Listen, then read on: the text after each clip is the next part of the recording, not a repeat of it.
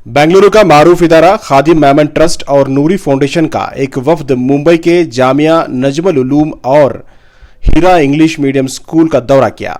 खादिम Memon trust और नूरी foundation के वफ्द ने इन इदारों में दीनी और असरी तालीम का इम्तजाज और तालीमी मियार, जदीद टेक्नोलॉजी और तरीक़ेकार का तफसीली जायज़ा लिया, क्योंकि दीनी व असरी तालीम के इदारे बेंगलुरु में कायम करने का मंसूबा बनाया जा रहा है।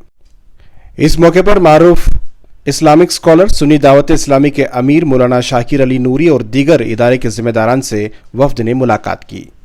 इस मौके पर इस वफ्द में यूनुस सेठ, अलमास बाबा सेठ, मुनव्वर सेठ, मोइन सेठ, सज्जाद अहमद, मोहम्मद शब्बीर आमिरी, मुजम्मिल हबीब आमिरी, अल्ताफ सेठ, फैसल सेठ शामिल थे।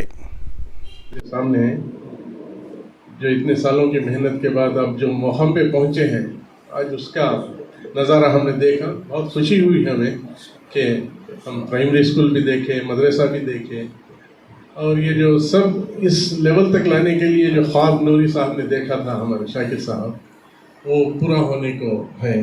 तो इसमें आपकी मेहनत ज़रूर है। सबसे ज़्यादा मेहनत उनकी है जो कंसिस्टेंसी 25 साल इसके पीछे मेहनत की है।